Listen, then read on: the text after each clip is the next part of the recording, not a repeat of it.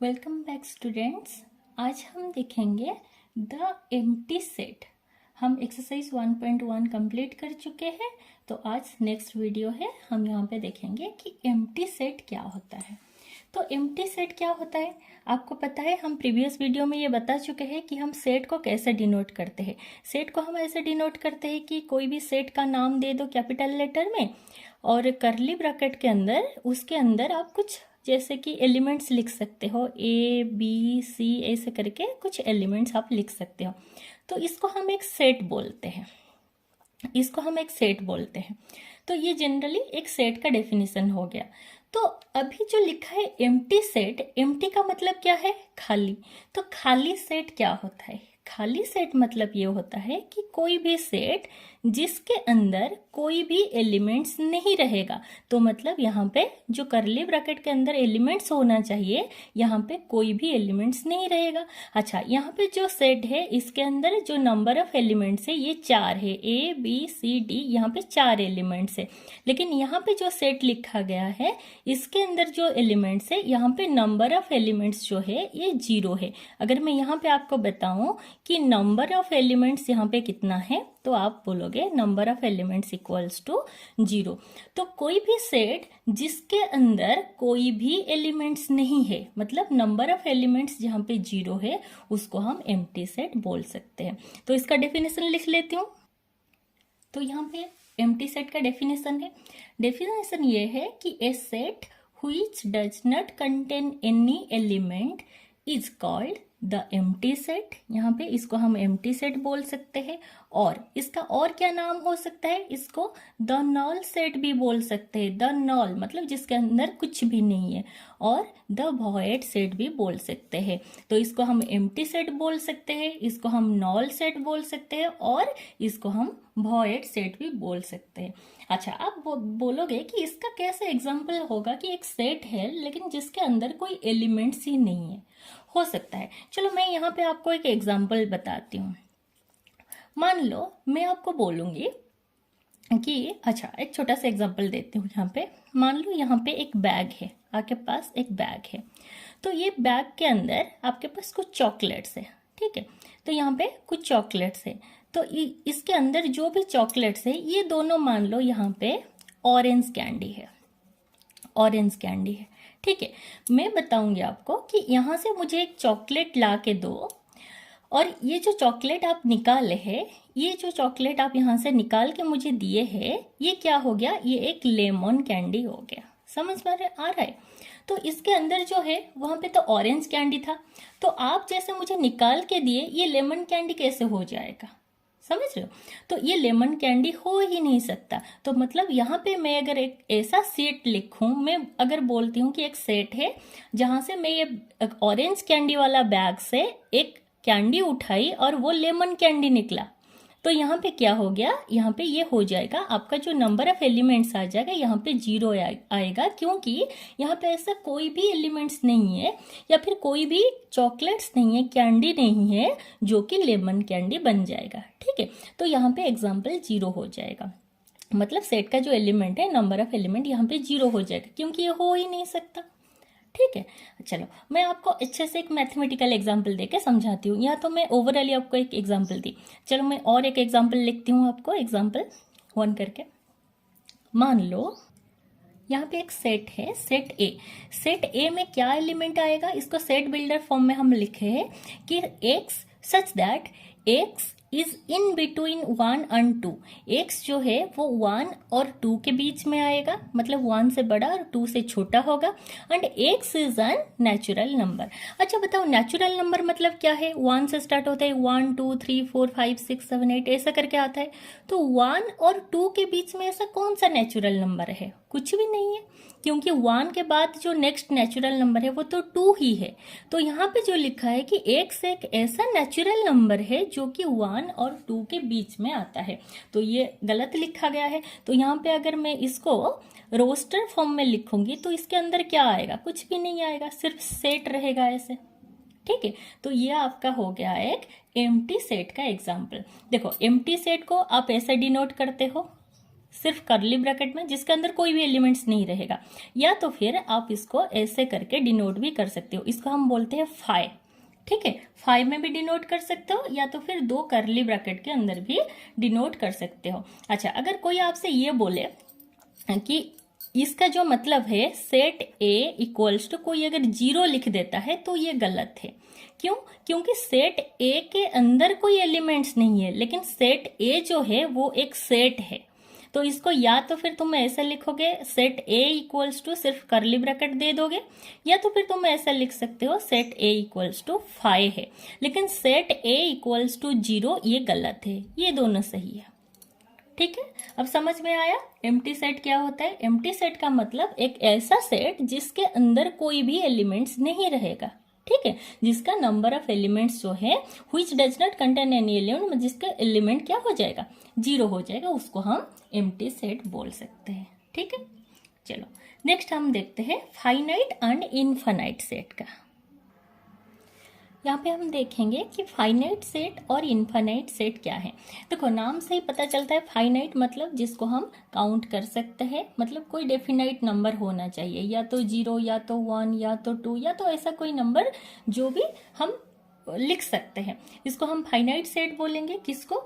जिस सेट में number of elements या तो 0 होगा या तो कोई एक कंसिस्ट नंबर होगा, मतलब फाइनाइट नंबर होगा, उसको हम बोलेंगे फाइनाइट सेट। अगर हम उस एलिमेंट के अंदर, जैसे कि कितना एलिमेंट्स है, अगर हम उसको गिन नहीं पा रहे, काउंट नहीं कर सकते, तो उसको हम इनफाइनाइट सेट बोलेंगे। जैसे कि अगर मैं आपको बोलूंगी कि मान लो कि एक नेचुरल नंबर का सेट है, तो उसके अंदर मैं बोलूंगी कितना नंबर ऑफ एलिमेंट्स है, आप नहीं बता सकते। क्यों नहीं बता सकते? क्योंकि नेचुरल नंबर तो इन्फिनिट तक है ना, तो आप कैसे बोलोगे। चलो मैं आपको पहले डेफिनेशन लिख लेती हूँ यहाँ फाइनाइट और इनफाइनाइट सेट का मिला के। तो फाइनाइट सेट हम किसे बोलेंगे? A set which is empty, a set which is empty, एक सेट जो कि एम्प्टी है, और क्या है, और consist of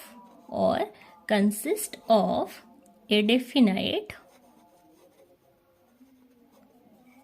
number of elements. A definite number of elements is called a finite set. उसको हम एक फाइनाइट सेट बोलेंगे, फाइनाइट सेट। और उसको क्या बोल देंगे, उसको या तो फिर हम लिखेंगे, लिख देते हैं इसको यहाँ पे, otherwise the set is called infinite set. ठीक है, तो क्या मतलब हो गया इसका मतलब ये हो गया, अगर एक सेट जो जिसके अंदर जो तो फिर ये एम्प्टी सेट होगा, मतलब उसके अंदर जो नंबर ऑफ एलिमेंट्स या तो वो 0 होगा या फिर वो कंसिस्ट होगा, कैसे, consist of definite number of elements, इसको हम फाइनाइट सेट बोलेंगे। और अगर ये नहीं हुआ, अदरवाइज हम इसको इनफाइनाइट सेट बोलेंगे। ठीक है, चलो मैं आपको एग्जांपल बताती हूँ। मान लो यहाँ पे एक एग्जांपल है, मैं आपको सेट ए का एग्जांपल देती हूँ, जिसके अंदर एलिमेंट्स आ गया A B C D। और एक एग्जाम्पल देती हूँ, यहाँ पे एक एग्जाम्पल आ गया, मान लो कि यहाँ पे कुछ भी नहीं है, और ये सेट बी लिख देती हूँ। चलो, और एक सेट यहाँ पे लिखी हूँ, सेट सी, जिसके अंदर मैं ये लिख दी हूँ कि x such that x is a natural number, x is a natural number. अच्छा, यहाँ पे मैं ये देखने की कोशिश करूंगी कि कौन सा फाइनाइट सेट है और कौन सा इनफाइनाइट सेट है। तो यहाँ पे जो एलिमेंट्स है ए के एलिमेंट्स है A B C D। तो यहाँ पे जो नंबर ऑफ एलिमेंट्स है, अगर मैं यहाँ पे आपको पूछूं कि what is the number of elements in set A, set ए के अंदर कितने एलिमेंट्स है, आप बताइए क्या, 4 एलिमेंट्स है। अगर यहाँ पे सेट बी के अंदर मैं आपसे ये पूछूं कि number of elements in set B कितना हो गया, आप बताओ कि यहाँ पे ये तो एम्प्टी सेट है, इसके अंदर तो कोई भी एलिमेंट्स नहीं है, तो यहाँ पे जो नंबर ऑफ एलिमेंट्स है ये हो गया आपका 0। लेकिन ये हम काउंट कर सकते हैं कि ये 0 ही है, इसको भी हम काउंट कर सकते हैं कि ये 4 है। लेकिन यहाँ पे देखो, यहाँ पे जो एलिमेंट्स आ गया सी के अंदर लिखा है कि x सच दैट, x का क्या मतलब होता है, जो कि नेचुरल नंबर है। नेचुरल नंबर मतलब क्या है, 1 है, 2 है, 3 है, 4 है, ऐसे कहाँ तक है हमें ये कुछ नहीं पता। ठीक है, तो ये ऐसे चलता जाएगा, ये ऐसे इन्फानाइट तक चलेगा, जिसको हम काउंट नहीं कर सकते। यहाँ पे अगर मैं आपको पूछूं यहाँ पे नंबर ऑफ एलिमेंट्स क्या है, तो आप यहाँ पे नहीं बता सकते। तो ये वाला सेट को, जो सेट सी है, तो इसको हम एक इनफाइनाइट सेट बोलेंगे। जबकि ये सेट ए और बी, ये दोनों क्या हो जाएगा, ये दोनों आपका फाइनाइट सेट का एग्जाम्पल हो जाएगा। ठीक है, समझ में आया? और एक एग्जाम्पल दूं? चलो और एक एग्जाम्पल देती हूँ, आप बताना कि ये सेट कौन सा है, ये फाइनाइट है या इनफाइनाइट सेट है। ठीक है, चलो और एक एग्जाम्पल देता हूँ, एग्जाम्पल 2। मान लो यहाँ पे एक एग्जाम्पल है, x such that x belongs to capital N, मतलब x जो है वो नेचुरल नंबर के सेट से आता है। और क्या लिखा है यहाँ पे, लिखा है एंड, और एक कंडीशन दिया है कि x स्क्वायर इक्वल्स टू 4। तो x तो नेचुरल नंबर के सेट से ही आएगा, और क्या है, जो x स्क्वायर होगा उसका आंसर 4 होगा। तो देखो, अगर x स्क्वायर इक्वल टू 4 हो गया, तो मतलब x का वैल्यू क्या हो गया, इसका रूट ओवर हो गया, 4 का रूट ओवर हो गया। तो क्या हो गया 4 का रूट ओवर, प्लस माइनस 2। तो +2 या हो सकता है या तो -2 हो सकता है। तो यहाँ पे अगर मैं इसको रोस्टर फॉर्म में लिखूं ये वाला सेट को, तो मैं ऐसे लिखूंगी, या तो ये -2 है या तो ये +2 है। तो यही दोनों आ जाएगा इसके अंदर। लेकिन ये वाला सेट भी गलत है। क्यों? क्योंकि यहाँ पे और भी एक कंडीशन तो है कि जो x है वो नेचुरल नंबर के सेट से आता है, और -2 जो है ये नेचुरल नंबर है ही नहीं। तो यहाँ पे जो सेट आ जाएगा ये सिर्फ 2 ही आ जाएगा। तो ये सही आंसर है आपका, -2 का आंसर है ही नहीं।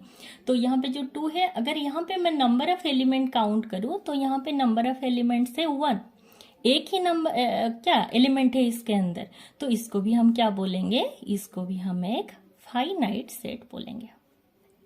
समझ में आया? तो ये हो गया आपका फाइनाइट एंड इनफाइनाइट सेट। ठीक है, नेक्स्ट देखते हैं। देखो, नेक्स्ट है इक्वल सेट। इक्वल सेट का क्या मतलब होता है, मतलब दो सेट जो कि इक्वल ही होगा।